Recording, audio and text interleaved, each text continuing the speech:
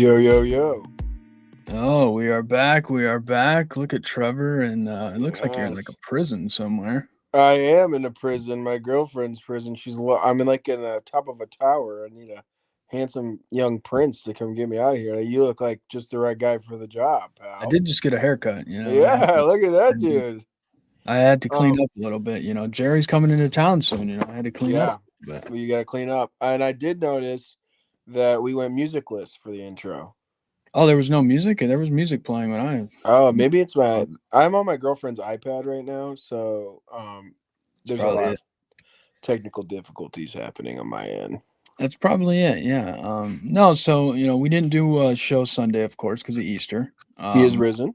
Yes, that's right. And then we just waited until the Final Four, and then the championship game was over. So we're back for a little wacky Wednesday. That's why Jerry's not with us. He'll be with us Mhm. Sunday. We'll be Yes. back on Sunday. Well, of course, the Masters will have concluded. We'll have our preview later.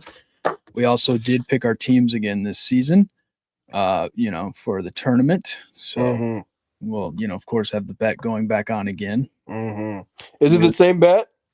Yeah, I was thinking about that. Do we do the same bet, or do we do just like a wheel of punishment of different things? We can. I would. I'm scared of what could be on the wheel, and hopefully it coincides with me keeping my job. Yeah, I don't think it'd be anything too crazy. Whatever we do, it is going to be live in person because not live, but we'll do it in person because I think we're all going to get together in like two Oh phones, yeah. whatever. So I think if we do the food again, it has to be objectively gross. Like it can't just be something we don't like. It has to yeah, be something that none of us would do normally, yeah, we could do that or like something hot. or something hot. I could do like a one chip or something like that. Yeah, maybe we'll just do that. I'm down.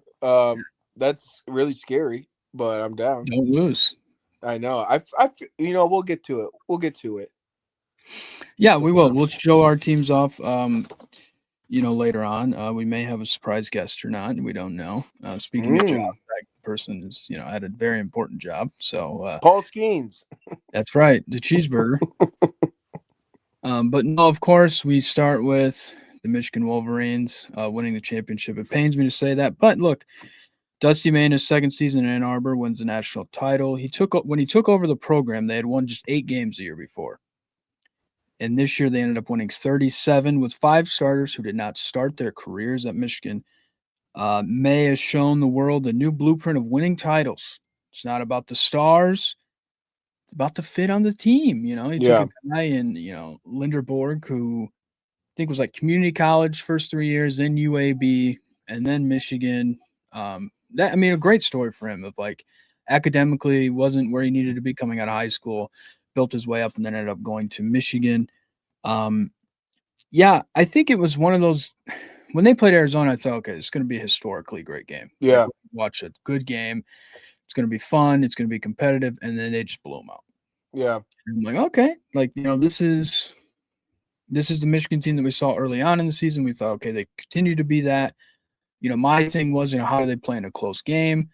UConn, of course, was that close game, but it showed how great they really were. And I know they're probably not going to be looked at historically great. And I think that's a little understatement to this team. I agree. Just because, we thought, okay, they were scoring 90 some points a game, the high octane, they're running up and down the court on everybody in the tournament, doing whatever they can. And then they get to UConn, they play UConn's game. UConn plays the exact game that they want to play. The exact game. In the 60s, you think, okay, UConn has a chance. And then they beat UConn in that game. Yeah. I've never seen a team more scared to go into the paint and shoot a layup or a floater in my life. Yeah. It was like watching 8th graders go up against seniors in high school. Yeah. Like when you drive in and it's like, oh, you just like You're throw like, it oh up. God. Like that's what UConn was doing because of Mara Yeah. and Johnson. It was nuts. Well, I think I saw somewhere, didn't Michigan have like 36 blocks, like as a team? Yeah, they were like I said, it was one of those things where you think offense with them, but the defense really showed up in the paint. They dominated their first half points. They had no threes. It was just points in the paint and free throws. Yeah. And it was incredible because, like I said, we think, all right, 95 points a game. We think, oh man, if this game goes into the 60s or stays in the 60s, UConn's probably going to win this game, and ended up, look, Danny Hurley coached as well as any coach has probably Right. coached in college Yeah. basketball history. He took a team that was good, not great, made it to the championship, only lost by 6, 69-63. Was right there, had their chances. They had the big chance towards the end where they got the steal, and then it somehow gets flipped back to Michigan, and then that's when McKinney scored that three, was really the dagger. But like I said, it was just, as much as it pains me to say it, this is a great team, Mhm. and I don't think they're going to be viewed historically like that. Well, and I think to kind of add to that idea, it's because of what you started this entire conversation about is that there were no stars. There, if you think about, Michigan, I think it's an amalgamation of talent on the team. It's not specifically just one guy. Obviously, one of my kids call him Dominican LeBron or something. Yeah, that's what he Um, calls himself. Yeah, Oh, he okay, actually yeah. The kids Lindenberg. Yeah. kept talking about Dominican LeBron at school. I hadn't heard that, but but there's a number of guys that you can name off on that team, um, and I think I agree with you that the fact that this won't be looked at as one of the greatest teams. I think as a whole, from coaching to that roster, this is one of the greatest teams I've ever seen playing college basketball. And we talked about their high scoring and their how that kind of went away a little bit in the UConn game, but I think a lot of their high scoring throughout the tournament was because of their stellar defense. Yeah. And I think Mara and Johnson, those dudes are unbelievable. And I loved watching Michigan play this March Madness, and they'll get a defensive rebound and then just chuck it down the court, and someone's down. Um, but yeah, I really do. Watching these guys, that Arizona game kind of sold it for me. Like this might be probably the best, I mean, one of the best, if not the best team I've seen as I've watched college basketball. Now, I'm not going talking about the Fab Five or any of those Yeah. UNLV teams. I wasn't around to watch that, so I can't really speak on those teams. But I've been watching college basketball, at least March Madness, for the last 15 years, and I would say that this is right up there with any of the teams that I have ever seen. And usually, I feel like in March Madness, those type of teams are the ones who like lose, and then Hmm. you're like, oh my gosh. But no, Michigan, they didn't falter, and I think UConn played their best game of the tournament against Michigan, and it still wasn't good enough. And I think Michigan didn't play their best game, No. definitely not offensively, and their not their worst, but their mediocre was better than UConn's best. I feel like, and that just shows how good of a team they really were. They were unbelievable. This was at times kind of a chalky tournament. I think less so than last year. Last year felt very chalky to me.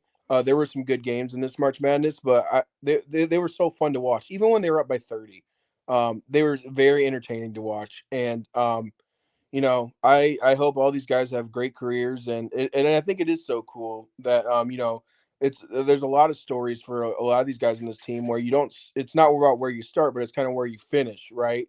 And yeah, community college, dude. Now he's a national champion, so and a Wooden Award finalist Yeah. too, right? So it was an awesome season for Michigan. And and also great year for the Big Ten, baby. Yeah. Football, men's tournament, and the women's tournament. We'll talk about that next. But, well, I think the other thing, too, is me and Jonathan were texting during the game. I thought Michigan was going to win by 10 plus points against UConn. I just thought it was. I never thought that they were going to lose the game. The only time I kind of thought, all right, maybe, was when what was the Gale kid missed a free throw at the Mm, end, and Caravan came down and shot that three, which I think hmm. would have made it like a 4 point game Yeah, at that time.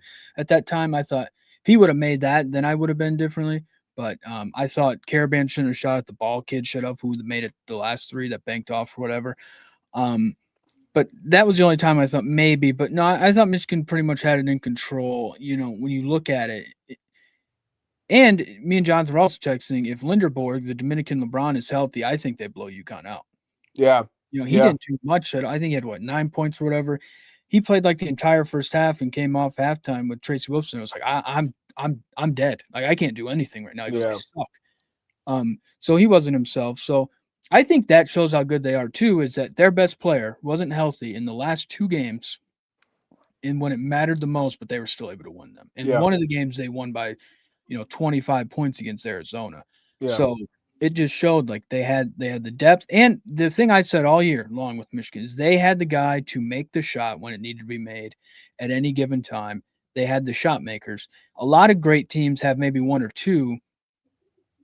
Their guys maybe aren't the great like overall, but they had guys that could make a shot. You had Hmm. Linderberg, you had Cadeau, Mara could make a shot when needed to be done. The Trey McKinney kid off the bench, in big moments could play. So they had guys all over the court that really helped them. So this stat's interesting, and it kind of goes into the dominance of more of this team and the recency dominance of it. So their run was a dominant one. They scored 541 points in 6 tournament games, which is second only to the 1990 UNLV Runnin' Rebels, who scored 571 points on their way to a national title, where they beat 1990 Duke, which is, of course, historic as Right. well. So, yeah, Michigan's second all time when you look at it. That's And insane. so I looked it up on ChatGPT. It helped me with this.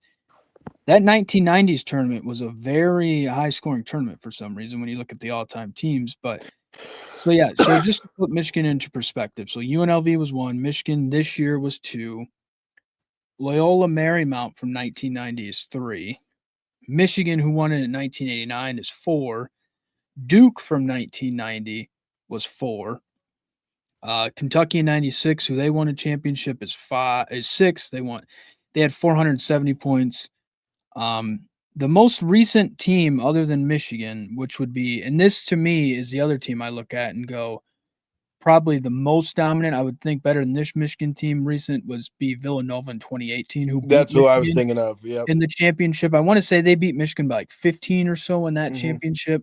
That was, of course, the second Villanova run that they had. But that team had 440 points or 450 plus points. But, so it's them and Michigan when it comes to teams 2010 on. Yeah. Yeah, and I mean, it kind of felt that way too. I think, maybe not that Michigan will be the, second highest team. This Michigan team will be the second highest scoring team in March Madness history. But dude, some of those games were like so dominant in my mind. Obviously, 1 versus 16 that got a little bit away, but there were some saying sound teams that they played that they just absolutely dismantled, and it didn't even look competitive at times. And I mean, like, dude, Arizona being one of those. Yeah, we Um, looked at them as like, oh, them and Michigan, the best two teams in the it's the country. national championship. We said that Yeah. this is going to be the national championship, and and I made a comment at Easter. I was like, watch UConn beat Michigan. Like that would be the most UConn Michigan thing ever. That Michigan has this historic run and UConn ends up pulling it off anyway. Um, But it felt that way. It felt historic the way that they were beating teams, and they just were always firing on all cylinders. And credit to Dusty May. I mean, he's a fantastic coach. Um, I know he shut down the recent North Carolina before. Obviously, we'll talk about that in a second. But um, I thought that was funny that we were talking about that last week, and then he's like, "I am not going to North Carolina." I mean that offer is worthy, I think, of him Yeah. to and then not only just winning a national championship, but how good that team really looked. And I loved in his press conference after, or not the press conference, the post game interview thing. He was like, "It's nice to know that we can win, even though when we suck that bad on offense and have all those missed shots." But yeah, I think he's a phenomenal coach. Let me just readjust myself in my girlfriend's bed. Um, yeah, it felt historic to me through the tournament. Michigan, it was almost much must watch, and I'm not like a diehard Michigan fan. Technically, I'm a Notre Dame fan now, recently Notre Dame fan, but even I had to tune in when Michigan was playing because this team just felt so different to me from the jump. Well, yeah, I mean, for me, like, I'm not far from a Michigan fan when it comes Right. to it, but that's where I put on my journalistic cap, and Mm-hmm. I say, I got to respect it. What they have done is pretty incredible, and I look at it from an alumnus of Michigan State, where it's taken Tom Izzo 26 years to win another title, and Dusty May did it in 2 years. But Yeah. I think that shows just how great Dusty May is. Yeah. He took FAU to the Final Four a couple years ago. Then he gets the job at Michigan, and he's taken over, done a really good job. Next year already, they're viewed as the way too early #1 team. Going into next year, they have four key players from this team eligible to return, and it sounds like I think they're all going to return. Wow. Three of them being starters, but this will be their starting four, and then they'll just have to find another small forward. But that would be Elliot Cadeau, who's the most valuable player in the tournament. Was really the catalyst for them in the Arizona game, and of course in the UConn game. Trey McKinney, who was the freshman this year, came off the bench. He'll now slide into the starting lineup. Morez Johnson, the other big man, and then of course Myra, who that guy is just. I was listening to Chris Mad Dog Russo's radio show last week, um, and or it may have been Monday, and a guy called in, a UCLA fan from LA, and he was like, because he played for UCLA last year, and he was like, this kid was the most clumsiest kid I've ever seen for a 7'2" kid. He goes, he would run up, he couldn't even go 5 feet without tripping. And he goes, now he's catching lobs and running Mm-hmm. the pick and roll. And he was like, whatever they did to him is just amazing when you look at it. Jonathan says that LJ Kaysen should be back too. So yeah, he got injured too. A lot of people thought when he got injured for them, thinking towards ACL, that their chance of winning would go down because he was such a key player. Right. So yeah, I mean, look, Dusty May is one of those guys that he understands the portal. He's got the backing of Michigan financially, not only from his contract, but for NIL purposes. And the sky's the limit, I would say. I mean, it honestly, like I said, it sucks being a Michigan State guy when it comes to basketball and really looking at that. But he's showed that, like, if you want to be successful, you have to spend some money, but you also have to be very smart with who you get to. It's Yeah. not, there were other teams that spent more than Michigan, as much as people want to argue that. There are teams that spent more than Michigan. I think UConn spent more than Michigan did on their team.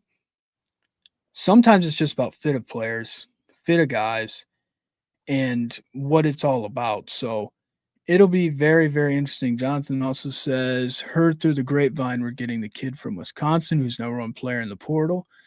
Yeah, I mean, look, this is what happens. You win a national title, Yep. you have a coach like Dusty May, you can give him some financial backing, it's proof of concept, you can go on, you can win it. And, Michigan is, I think they've been to like 6 or 7 national title games in the history. Of course, winning in '89, they had the Fab Five in the early '90s. Were very good under John Beeline. So yeah, I mean their history is a good program too. So you just give all that with Dusty. I think Dusty May's he's the guy here. I mean he Yeah. is the guy who you have Danny Hurley, and to me you have Dusty May.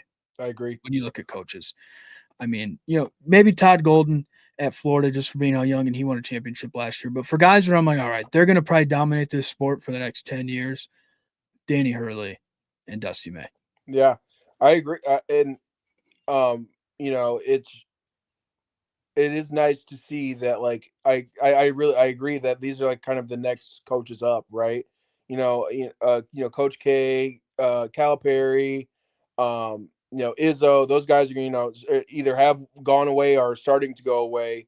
Um and Patino, like, Yeah. um these are the next guys, and I mean, Hurley's been doing it for a little bit now, and Dusty May, even though he hasn't been at Michigan for very long, he's been coaching for a while, just at smaller schools. But it's nice to see, like, this is the next group of coaches who are very passionate. It's like they fit the stereotype of like the crazy basketball coach. I think they both do. Dusty May seems a little less insane than Dan Hurley, but he can get fired up, dude. And I kind of love it. I love like a Bobby Knight, like Well, he's from the Bobby Knight. He was yeah, an he was like a grad assistant under Bobby Knight. So he's an Indiana basketball guy. That's the yeah, other thing that pains Indiana fans because he's at Michigan. But yeah, no, he is Bobby Knight. Like grow up in it, learn from it. So he gets all those tendencies from it. yeah. And it's also awesome that, like, yes, the transfer portal can make things kind of crazy, and the NIL can be kind of crazy. But you go to a place with a good coach, you're going to get developed, and you're going to be better than you would have been anywhere else. So I'm excited to see what they do at Michigan. And like you said, you win a national championship, you have a great coach, you get the money. It's going to be a hot destination for a lot of transfers, or even guys coming from this recruiting class to go to Michigan. So I'm excited to see what they do. Yeah, and I also think that they just had I think it was during the Final Four game, a 5-star verbally committed to them as well. So they'll have. I mean, it's one of It those was things. during the Final Four game. Yeah, I think it was during the Fab Five broadcast that they had. I think it was like during halftime. They're up by like 20 against He's like, yeah, Arizona. I He's like, guess "Yeah, now I'm going to Michigan." I was thinking Arizona. No, I'll go to Michigan. But yeah, dude, it's one of those things. It's when you have it, you can keep it rolling. Now it's super tough. College basketball is one of the tougher sports, I would Yeah, say, to come back and be able to repeat and do what you can. It's been Florida and UConn the last 25 years that have been able to do it. So I think 8 of the last 9 previous champions going into the tournament have only made it to the Sweet 16. mm, UConn, of course, when they went back to back, was the only team to go back, past that. So it'll be interesting. But for Michigan, they're set up very well with all the players coming back and the players coming in. So yeah. it's Um, going to be very interesting. well, I know this isn't part of kind of our planned segment here, but while we're kind of still on college basketball, did you see the Gino Don Staley thing? Yeah, I did. So I'll show up the next graphic, and so yeah, because that overshadowed this game, and I think UCLA winning was that. Yeah. I think it's one of those where Gino's just getting old, Mm, and they were the best team, and I think he thought, they're going to go win it all, go mm, undefeated again, go back to back, and he was going to be back at the top of women's basketball. I think it's what he thought, and then they lose. You lose to Don Staley, who is like his new Muffet McGraw, just a thorn in his side, and you know, because there's no love lost between Muffet and Gino. That's a fact. no. Every time I've met Muffet a couple times. The one time it was right after UConn lost. I don't know if it was a tournament game or they lost a big game. And I was like, "What do you think about like UConn?" She's like, "Man, doesn't that just suck that they had to lose that game? It just sucks, doesn't it? Like they do not like each other." Yeah. So Dawn is like that new Muffet to him, and he, like I said, I think it was like a little kid like not being able to get something at the grocery store. Yeah. Is he thought he was going to win. They were going to be back after last year, the first time they won in 10 years. He was going to run college basketball again, and then you had Dawn beat him, and then South Carolina gets destroyed by UCLA. So Yeah. I think that probably pissed him off even more. Yeah. I well, so he was mad about like not meeting at half court before the game and shaking hands or something. Like, Yeah, I guess he likes to do a pregame hug or something. Um, I don't know. To me, that's a little weird. yeah, Um, like a 70-year-old white man wanting to do pregame hugs with other women coaches. A little weird to me. But yeah, supposedly he wanted to do that or something like that. They didn't do it. I think Dawn said that they did do it or they did something. And then yeah, he just like blew up after the game. And I'm telling you right now, Dawn Staley's I wouldn't want to mess with her. no, and I'm even more on her side because she's an Eagles fan. Yeah, isn't she she's from Philly or something like that, I right? think so. Yeah, she's like Or from the Philly, DMV or area. Yeah. She went to yeah, Virginia, so I know she's from that area. yeah. So I love Don Staley. I mean, basically because she's an Eagles fan, but I'm not like a huge women's college basketball like nerd. I don't know a whole bunch of people, but I know me some Don Staley. Yeah, so I don't know. That whole thing was goofy to me of how it happened. It kind of went down and overshadowed UCLA, and even Dawn said that too. Because she was asked after the national title about it, and she goes, "Look, it's about South Carolina losing to UCLA. Yeah, UCLA, of course, women dominated to their first title in school history on the women's side. Of course, the men's is historic, but the women did it. They blew past South Carolina 79-51 to finish 37-1. Pretty incredible. When you look at it, I think 37-1 is a record in the Big Ten. Of course, UCLA, the historic Big Ten right. conference that they are. And that does complete the men's tournament, the women's tournament, and football, the Big Ten, the northern schools. Of course, Right. we tried Of telling course. Jerry this months Yeah. ago. Yeah. You allow these schools in the north to start paying, it's over. Yeah. Yeah. And of course, UCLA is a historic Big Ten program. Right. Of course. Of course. I will say too, all 6 players who scored in the national title game for UCLA were seniors, so it was a very senior-led team. They made it to the Final Four last year, and they returned this year to win it all. I honestly think they may have beat UConn especially the way they played Sunday. But just looking at them, I mean, They're big. They had people. They had girls that can make shots. The Jaime Jaquez's little sister, I think she had like almost 30 points in the game or whatever it was. They're a good team, and sadly, it's overshadowed by what happened Right. in the Final Four game between South Carolina and UConn Friday night. But this team is just, I don't know what they'll do now moving forward because they had all those seniors, but to get there and to win a championship and to beat South Carolina the way that they did, it's pretty incredible. Yeah, and that I think Betts is Yeah, the Lauren Betts. Yeah, she's a beast. I know she didn't have like the craziest game ever in the national championship, but leading up to the national championship, she was a beast, man. You know, it's just all I can say is it's so cool for the Big Ten. We finally just get to. I mean, Big Ten just means more. it does. Um, and it also, costs more. No, We spend but more. yeah.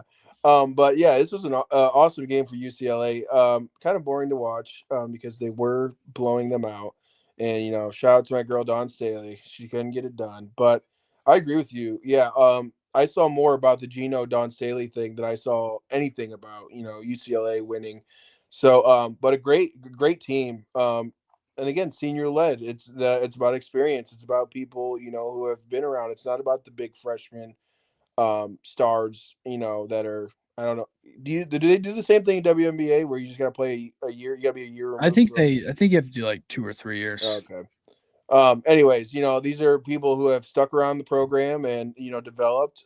And awesome win for the UCLA Bruins.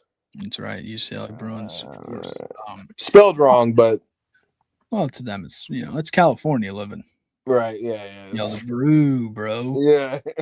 Out there. And I will say, South Carolina and UConn play a regular season game this season in Connecticut. That will Ooh. probably be one of the more anticipated women's basketball Yeah. games, probably since Angel Reese and Caitlin Clark Yep. were That's on the exactly what I court was thinking. against each other. But yeah, I think that's the only thing. When you look at it, is UCLA, great season, 37-1, winning the championship in dominating fashion as they did. But sadly, it gets overshadowed a little bit by an old guy who's won a lot of titles, who's crying after the Yeah. game. It's I like, bro, was you've won 12 titles. Like, get right. off. I saw a graphic of like the last 30 winners or whatever. He was there a lot. He's won 12. There's been stretches where they've won like 4 in a row, 3 in a row. They've won like 90 some games in a row. Like I said, I think he thought he was back because they had like a 54 game win streak. They were undefeated this year, dominant with the one girl, Sarah Strong, I think is her name, is the forward. And then they had, I think Fudd is her last name, was like a senior guard. I think he thought, all right, we're back. Yeah. We're going to dominate again. And then they lose. Yeah, he's just one of those guys where, I don't know. You've won a lot. It's easy for him. Like, I get why he still does it, but Right. you can't just go nuts when your team loses. No. You don't accept. And not only did they lose, they got killed by South Yeah. Carolina. And then South Carolina got killed too. So it's fun. North Carolina now has their head coach. They went to the NBA. Everybody thought Billy Donovan is going to be the next coach. Didn't happen. Billy Donovan's staying with the Bulls as of right now, I think. I don't know. Billy Donovan to me has been an average NBA coach, but he's a great college coach. Yeah. I don't get it. I don't understand what he doesn't want to come back and be great in college again because I think anywhere he goes, he'd be good. But he's got some fixation on the Bulls and the NBA. So they went and got Michael Malone, the former Nuggets coach. He was introduced yesterday, 20th head coach in their program history. Of course, won the 2023 championship with the Nuggets. He was an assistant in the college game in the 90s, so he has some college experience. Then went to the pros. 510 and 394 as a head coach in the NBA. Look, I like this hire for two reasons. When you look at the college game, it's going more pro. He understands it. Everybody says X's and O's. He was one of the best coaches in the NBA when it came to that. So, his experience coaching wise is going to be good. He only has to play 40 games if you make it all the way to the championship, not 82 plus the playoffs in the NBA. So shorter season, more rest, more chance for him to prepare and develop players. And the second part is you've been big on this, is getting the European players. Mm-hmm. He helped develop Jokic Yeah. with the Nuggets. And I'm sure he's probably going to be calling and be like, hey, do you know of any guy over Yeah. there that could help us? The Balkan Bros and all of that. I think he's really going to tap into that to get some big men. And then it's still North Carolina. There's going to be money behind him. When you look at that, the name recognition of it, he's won an NBA title. He understands how the NBA works. And a lot of these kids want to go to the NBA.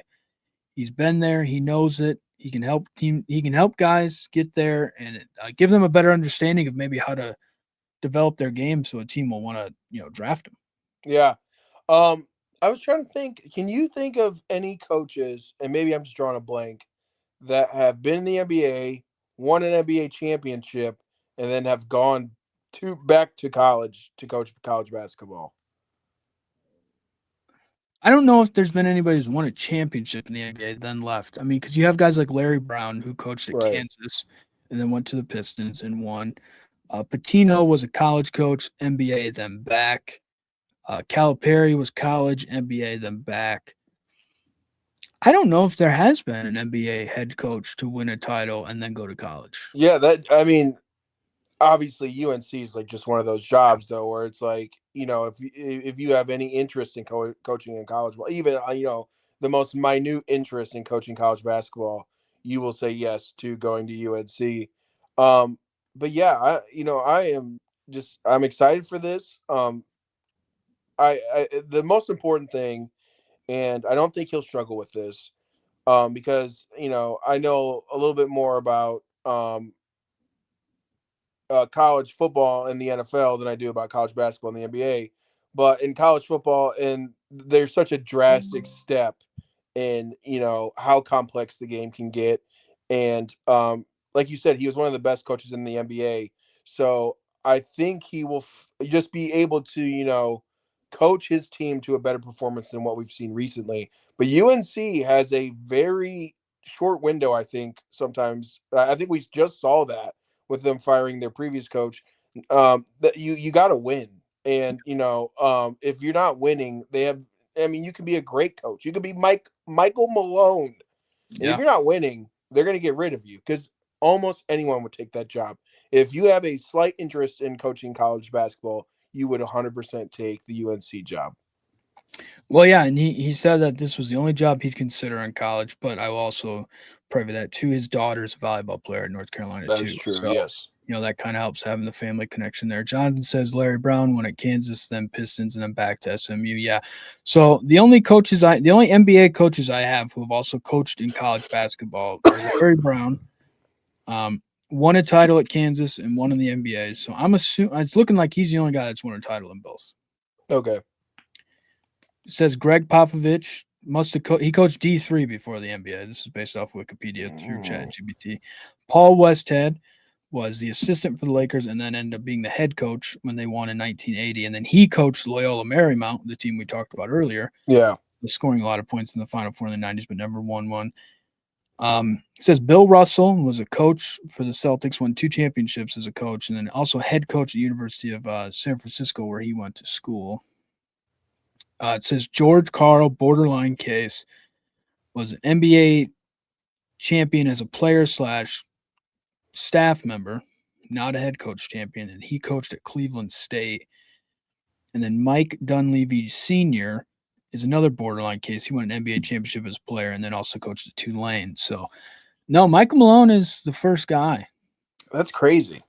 It's looking like to win a championship in the NBA and then be a head coach in college. Larry Brown, of course, the exception where won at Kansas, great college coach, then goes to the NBA, did very well.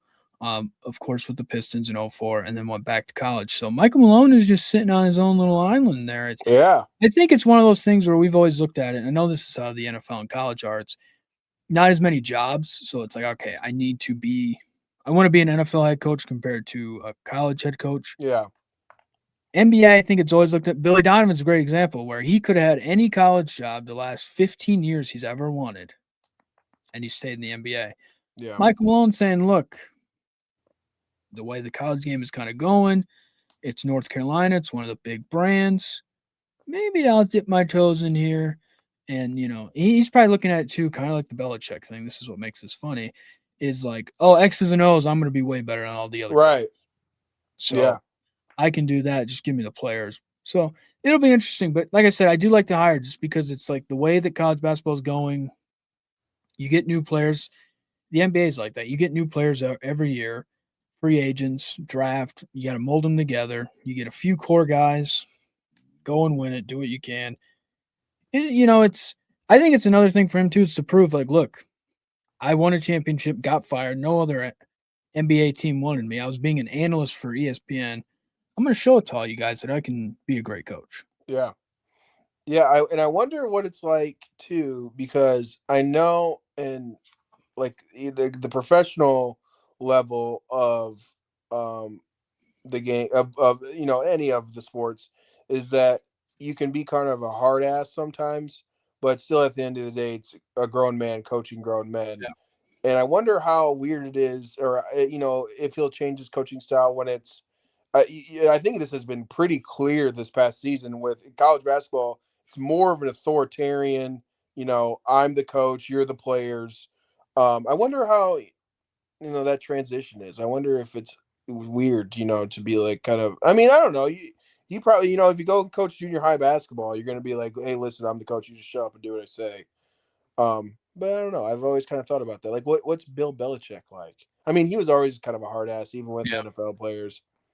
I Well, don't know. I think Danny Hurley's a great example. You get the guys that want to be coached by you and coach Yeah, hard by you. You know, yeah, you get that, and you do very well there. So here I have a list of guys who won championships as college coaches, coach in the NBA: Larry Brown, Rick Pitino, John Calipari, Billy Donovan. And yeah, so it's really rare air for yeah, old Michael Malone when you look at it. It's very interesting. We'll see how it works out. North Carolina is backing the money. I know Kenny Smith, who of course went to North Carolina in the '80s. His son is going there now, and he said on the Final Four or the championship, he goes, "We're bought in." He goes, "We're still going." So he didn't lose a recruit there. So yeah, I don't know. I think it's gonna be very exciting. I think it can work better in basketball compared to football when it comes to college, NFL college. So it's an out of the box hire, but I think a very good hire. All Here we right, go. it's Masters Week. It's that time of year, baby. This is it. There's nothing like it. Mm-mm. Hello, friends. Jim Nance. It's just cracking on it. The par three contest was today. Everybody's getting ready for 4 days of beautiful weather. It's going to be like, I think every day it's going to get warmer, sunny, no rain Oh. supposed to be expected. They haven't got a lot of rain um, this fall season, winter season down there in Augusta, Mm. Georgia. I think that's probably the biggest headline coming in, other than, how does Rory do after winning? But yeah, it's looking to be hot and dry, firm and fast course. I guess they're going to be able to manipulate the course any way they want to touch it or do it. So it'll be very interesting, which is historically, they were saying with this kind of type of conditions, it is normally a higher scoring. So expect maybe some nasty scores or scores where you look at it and go, wow, that guy's only, 5 under, or, they've showed history. Some guys have won at +1. So it'll be very interesting. But yeah, of course, Rory broke through last year, historic Masters last year in 2025, completed the career Grand Slam. The playoff, everything that was into it. He comes back now, a new man is what everybody's saying. The relief off his shoulders. But he is not the favorite to win it coming into this year. We have the top 10 in odds, which is Scotty Scheffler, the top, by far the top. Scotty versus the field, man. That's just where we're at. Bryson DeChambeau's 2. John Rahm is tied with Bryson. Rory's sitting there. Xander Schauffele, Ludwig Oberg, Matt Fitzpatrick, Cameron Young, Tommy Fleetwood, and Hideki Matsuyama. That is the top 10 in odds. When you look at it, I'm going with Xander Schauffele to win. Yeah, I just kind of feel this is his year. He's a two-time major winner. He's had, out of his last 5 master starts, he's been top 10 4 times. wow. He was tied 8th last year, 8th the year before. I'm feeling it. This guy, calling my shot. Yeah. And forgive me because I am not a ball knower when it comes to golf, but Bryson has never won, correct? He's never won the Masters. No, he's won Yeah, the U.S. Open twice. right. Yeah, it almost feels like the first are maybe in the air. I mean, I won't give too much away about what our next slide is. But it would be kind of cool to see Bryson, finally get a Masters victory here. But the field is tough. Yeah, I mean, so the guys in the graphic in the top 10 who have won before at the Masters, which is Scotty Scheffler, he's won twice. John Rahm's won one. Rory, and then Hideki won. I think 2021 Hideki won. So yeah, I mean, half the guys in the top 10 have won before. So experience maybe with conditions that helps a little bit. Um, I know a lot of people are kind of taking Rory out of winning it just based off of like he's just so caught up in coming back as a champion this year and kind of Yeah, it's got to be hard. he's just excited to be there after trying so hard to get there to win it. So I think a lot of people are taking him out of it because of that, and he hasn't played a lot of golf so far this season. When you look at it, before we get to our teams that we drafted, I will show what Luke Hoxie, the Oracle, Mm. Luke Hoxie, of course. So Luke does a lot of golf bets, pretty much every tournament. He does golf bets, gives out winners or who he thinks is going to win. He's won once or twice this year so far, which is pretty good. So he did. So he has a broken down to quite a few guys. So this is basically what Luke does. Is he bet? So he for the Masters, he is betting a total of $95, but he's breaking it up into golfers. Okay. So he's putting $3 on Corey Connors, who's 90 to 1. He's putting $2 on Sung J M, who's 125 and 1 to 1. He's putting $5 on Terrell Hatton, who's 90 to 1. He's putting $5 on Sepp Straka, who's 70 to 1. Putting $5 on Akshay Bhatia, who's 66 to 1. 7 on Justin Rose, who's 36 to 1. Patrick Reed, he's putting $6 on him. He's 45 to 1 odds. $5 on Rob McIntyre, 46 to 1. Now they bet Robert McIntyre every turn. They love Robbie Mac. So he's putting $5 on him. He's putting $10 on Colin Morikawa, 35 to 1. $25 on my guy, Xander Schauffele, 18.5 to 1. He's putting $12 on Cameron Young, 24 to 1. And then he's putting $10 on Matthew Fitzpatrick, 24 to 1. So basically what Luke does is he breaks it all down. You're guaranteed you're going to make your money back if one of them hits. And he told me, he goes, I can guarantee one of these are hitting. Wow. So he's betting on them to win? Yeah. Okay. So it's 1, 2, 3, 4, 5, 6, 7, 8, 9, 10, 11, 12. So he's betting 12 guys to win. Wow. So he's giving you a 1 in 12 chance of Yeah. winning. That's some big baller stuff right there. The most money on Xander Schauffele, of course. Of course, Caleb's pick. Did you pick Xander before he sent you that? Yeah, I thought Xander the last couple days. Okay. Okay. No, I have. I've just felt well. There's some other things I found on Twitter, like criteria things, based off of like recency or like just tendencies from the Masters. And Xander Schauffele was in both those criteria from what I saw. So I was feeling it on that. And then there's also a thing where I think like the last 10 winners on average were ninth in the world around when they won on average. So there's like different tendencies, and Xander Schauffele fit into both of them that I saw. So I just felt like it.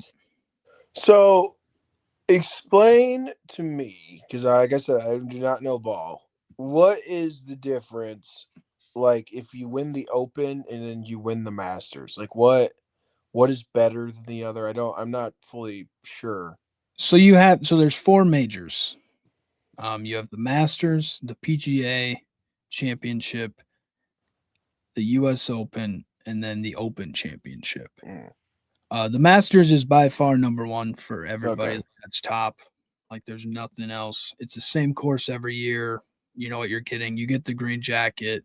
You know, there's not as many winners. The field is much smaller for competitors. Just the history around it. So everybody looks at the Masters as number one. Okay. Europeans look at the Open, the English Championship as number two Okay. because that is like the English Championship. Now Americans, we look at the U.S. Open as the number two because it's the Okay. U.S. Open. You know, it's the your nation's championship is Right. the argument. So that's kind of how each side kind of views that, Okay. and then the PGA Championship is viewed fourth. Yeah, like no one really cares. It's a major, but it is what it is. Because I think I don't remember who it was, but someone gave Phil Mickelson some grief for not winning an Open. He's never won the U.S. Open. But then he was like, "But do you have a green jacket?" Yeah. And then so I didn't know which one was more prestigious. Which I every year the Masters come around, even though I'm just now kind of getting into the golf stuff. I know even before the Masters, was coming around and people love the Masters, like the Open and stuff. I think I might see the result of it, Yeah. but like no one is talking about, Well, like I at least said, in my side of the world. that's the thing is, the Masters is by far and above number one for everybody. I think they talked to I forget who it was. It was maybe it was Sergio Garcia, who's Spanish. They were because he won the Masters, and they were Scott Van Pelt was asking him, when it comes to majors, how do you view the Masters? And he goes, the Open is very big, as a European, but he goes, Masters is still top of that. Mm. So it's just kind of where you're at. Like I said, for Americans, the U.S. Open is number two, just because it's U.S. Open. Historically, it's a tough tournament. Usually, that's when you get the guys that shoot, -1, -2, five over, that type of stuff. So it just kind of depends. But no, Masters is by far number one. Well, and First then so one, I have another question for you. How do you view? Well, how do you watch the Masters? When I watched it last year, it's like hole three, or, like the corner or whatever. And like so when you're watching, are you watching like specific people well, or are so you that's watching just earlier in the day. Usually, okay. is how they do that. So I think this year they have it actually. They're actually expanding the coverage, and they've actually done a good job so far this year. With the installation of Paramount Plus Mm, and ESPN Plus and Disney Plus now. So they started a thing Monday, Masters on the Range. mm, Watch the guys hit on Paramount Plus. Um, but they're also doing a thing for starting tomorrow for the first round of the tournament. This is through CBS is doing Masters on the Range at 8:30 to 10:30. You can watch on Paramount Plus. They're doing featured groups all day. Amen Corner, which you talked about all day. Holes 15 and 16 all day. So they're doing that. And then I know ESPN is doing expanded coverage, I think with Amazon too, tomorrow and Friday. And then Saturday and Sunday is much expanded. Saturday you'll be able to start watching on Paramount Plus at noon, and the regular coverage will be at 2 on CBS. So you get a little expanded by 2 hours. And then Sunday is the exact same way. You'll get it expanded starting at noon on Paramount Plus, and then the final round will start at 2. so that Saturday and Sunday is where it's like, start stuff's getting a little serious now. Yeah, so historically in golf, Saturday is viewed as the moving day Okay. when it comes to tournaments. The day, where you're either going to put yourself in a chance to win, or you were high and now you've lost it for a chance to win. Okay. Yeah, So, because I want to, I want to watch as much as possible this weekend. So I just needed some advice on exactly what to be watching because like I'm watching freaking no name dude yeah. tee off on like but also this is like at like lunchtime during my work day, so it's like 11:30. Well, the nice thing too is with the Masters app, I think now you can follow a certain player now. Yeah. Yep. So if that guy's on there, you can just watch everything from that guy. Oh yeah, I'm gonna have to check that out. I have to see So when. Actually, this is a perfect segue. Why would I care who I watch, right. Caleb? you should care about the team that you drafted here. Yes. So yeah, so we did our Masters draft again. This year we picked 6 guys, but only 5 guys. Only 5 golfers are going to count. We'll cut the lowest one out of the way. It just gives everybody another pool to figure out who they want to do. I lost last year. It was last year was actually Somehow. dramatic for this actually. Yeah. I had like a massive lead, Yeah. and then I tanked it on Sunday, and you and Jerry's guys just moved up the leaderboard, which is good for this because the lower the number is next to the name of placing is how we do this. Yeah. So I lost last year. Of course, I had to eat a banana. This year, I think we'll do something hot. We'll do like a hot chip or a hot wing or something. Yeah. I would be down for either of those. I will have to, as I talked about a few weeks ago, I've been having some IBS issues. So I will Yeah. have to, get up on my Pepto Bismol before if I lose. Um, but I like my team, dude. Last year I did zero research And it worked out and well. It could be, somehow I did, told you, like March yeah. Madness. Could do And well. then so this year I did a little bit more. Not saying I'm like, a guru or whatever now, but I took some time throughout the day to compile a list of people that I would like and for reasons. And I like my team. Obviously I got pick one as everyone can Yeah. tell. Yeah. So Trevor got pick 1, Jerry got pick 2, I got pick 3. I mean, and that's 1, 2, 3 right there. It's just the 3 highest odds. But I feel good. I feel good about my team. But like you said, it's like March Madness, and you don't ever really know. But I had no idea who Wu Lee was. Yeah. Min Woo Lee. Yeah. That was a fun one when Jerry He's sent that he's one. sponsored by Lululemon. Oh, I have a kid at the middle school. She's addicted to Lululemon. Yeah, so Min Woo Lee is sponsored by Lululemon. Yeah, Jerry went very in the middle. He went very out of international Yeah, I noticed that. range. So yeah, no. So Trevor picked Scotty Scheffler, Rory McIlroy, Colin Morikawa, Victor Hovland, Jordan Spieth, and Justin Rose. Who Justin Rose was runner up last year. Went to Hmm. the playoff with Rory. Jerry did Bryson DeChambeau, Ludwig Oberg, Tommy Fleetwood, Hideki Matsuyama, Min Woo Lee, Brooks Koepka. Jerry has like a last name craziness other than Fleetwood. Um, and then I went John Rahm. You guys let me have Xander Schauffele. Yeah. Sixth We like. pick. That was rookie mistake by you guys. Cam Young, Matt Fitzpatrick, Patrick Reed, and Terrell Hatton. Yeah, I mean, this is going to be good, dude. It's going to be interesting. It will be. It always comes down to Sunday. Yeah, and I'm excited. Hopefully my boy Scotty's got me, but if not, what if Rory, does a little back to back, even on a year where he's not like, Good. kind of taking it easy. He put out his Masters menu for Yeah. the dinner. Elk Some of that versus stuff I elk wasn't totally sliders. behind. The bacon wrap dates, I don't know if I can get behind that. Yeah, that kind of ruins bacon. Yeah, but the elk burger, dude, I could get behind some elk burger. You ever had elk meat? I have not had elk. I've had buffalo Oh, is or that bison. even legal? Yeah, there's a place down in like Rochester, Indiana. It's like a bison farm. Oh, It's like they raise bison like it's cattle. right. Is Um, which one is like extinct? Is it I think it's the buffalo, the American buffalo. yeah, it's like isn't that argument of like is a bison a buffalo or like what's the Yeah, difference? I think a bison is a buffalo mixed with something, but I could be totally wrong.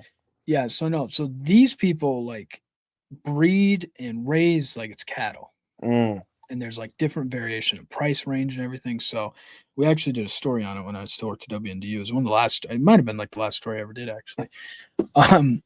And I just remember it because they gave us like burgers and brats Yeah. that were bison, and it was the driest meat I think I've ever Oh eaten. no! I thought you'd be like, "This is so good." No, it was dry. Oh no! It was not good. It was very dry. It was, yeah, it wasn't what you would expect. It was kind of maybe what you expect, but it wasn't anything like crazy. Yesterday I had frog legs. No, 2 days ago I had frog That's the legs. first time you ever had frog legs? No, I Oh, I went was about to say. back in the day, lunkers. Oh, yeah. I would used to throw down some, I haven't had a but frog leg in a while. I they're dude, they're so good. But I think they're only really good because you just cover them in melted butter.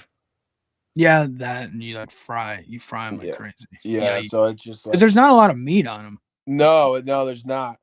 And like I got them from Lindy's. They were pretty good, dude. I really enjoyed them. I wonder if Lindy does like I'm one of those freaks. I'm looking for an all you can eat frog leg. All you can eat frog leg, maybe some Yeah, alligator. yeah, yeah, Yeah, it all tastes like chicken, you know. yeah, yeah, yeah. Okay, here I need to do something really quickly. This iPad is about to die, so I'm going to join on my phone. Do you think I can join on my phone and still be connected via iPad, We'll and then see. I can I don't leave know. on iPad? I don't know how the technology works. We'll see. We'll see. We'll see. I would Sorry. assume because it's the same link. Right. I think I'm gonna try. Um. Okay. Steam StreamYard. Oh, here we go. Entering the studio. Up to 10 people can be on the stage. Yeah. Nice. Allow. Hello. Hello. Hello. Okay, that's working. Maybe I should put a display name. Trev.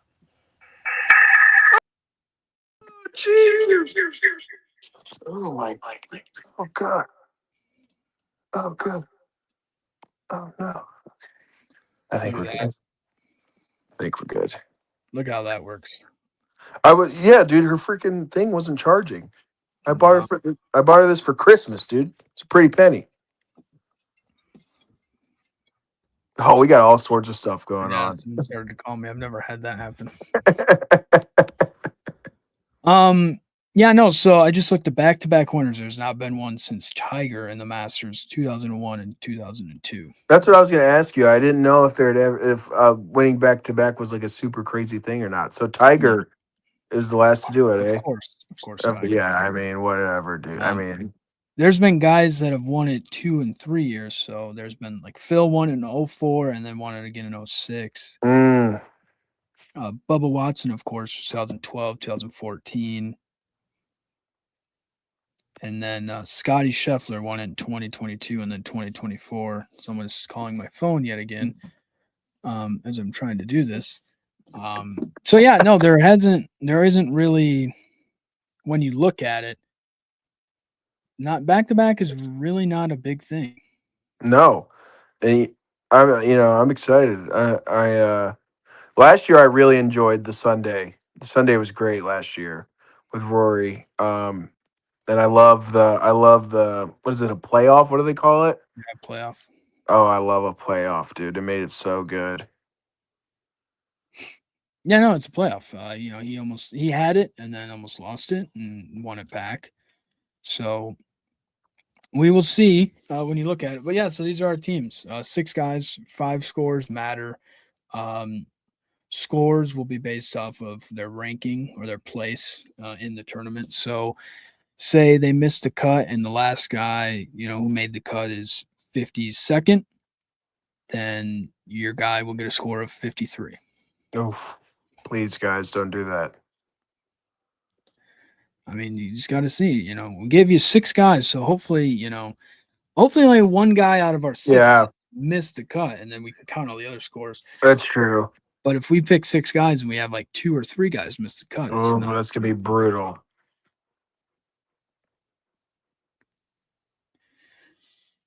All right. So yeah, I mean it's gonna be fun. It's always fun. It's a tournament, unlike any other. Yeah, Jim it's. Nance, hello friends. I'm so excited, dude. It is fun. I've been watching golf channels live from the Masters, seeing what's going on and everything involved with it. So yeah, no, it's been a fun little sports week going on here. Mhm. Big Ten kind of runs college sports at this point in the It just history. means more up here. Yeah, it does. I mean, it just means more. See what happens when everybody can now pay players legally. Kind of Weird. how it changes. Northern schools, of course, have a lot of money, if not Yep, all of the money, correct.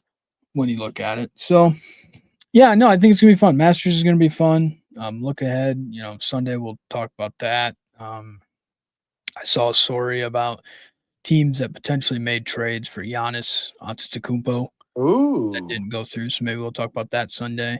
And then, Yeah. of course, getting closer, the draft. Oh, everyone's favorite time. I mean, who would have thought the draft is in 2 weeks from tomorrow? Oh my gosh. We haven't You- really I- talked about that much. So, of No, I got to get my stamina going for our 3.5 hour podcast. course, yes, that'll probably just be me and you this year. Jerry, of course, works this time. Dang Um, it. Are you going to but be no, traveling? so I'm supposed to be. So, Mike, okay, so I am supposed to be going away that same weekend. Oh It just God. always works out that way. But my goal is this year to get up there before the draft starts. Oh, fair enough. I can be behind that. So I should not be on the road this year. I shouldn't have been on the road last year, but there was a delay in travel. So this year, I'm hoping to get up there before it starts, and I'll be set up either in the house that we stay in or at the sketchy bar, maybe across the street. And we could always maybe have like Luke and Jonathan and Nolan Yeah, pop and no, stuff. So yeah, we will definitely do an array of characters, cast characters. We'll have the Cheeseburger Man back on, of course. The guy that talks about Livy Dunn and some comes out of his what his pants every 5 seconds. So yeah, no, we'll have an array of characters on cast characters. We of course will. I think it's a fun time. It's it's a it's great one of time. those where it just. I think the first pick, we all know what's coming. After that, I don't really know what's going to happen, to be honest. Yeah, yeah. I mean, what if they didn't? What if they didn't go Mendoza? Well, I know they have Kirk Cousins now, so who Yeah. knows? Oh, dude, those two in the same locker room. And Tom Brady. I mean, Oh my gosh, that's true. I haven't thought about that, dude. Maybe Brady might make Mendoza the goat. maybe, but He couldn't do it with Gino. he could not do it, Gino. Maybe now he can, do a thing where, he just develops him from the ground up. Maybe he Yeah, got Gino at too old of an age. yeah. He was too stuck in his ways Yeah, but now he's going to stay at the Jets for for the Aaron second Donald. time. Didn't he already try to do that before? He tried to do that. Yes.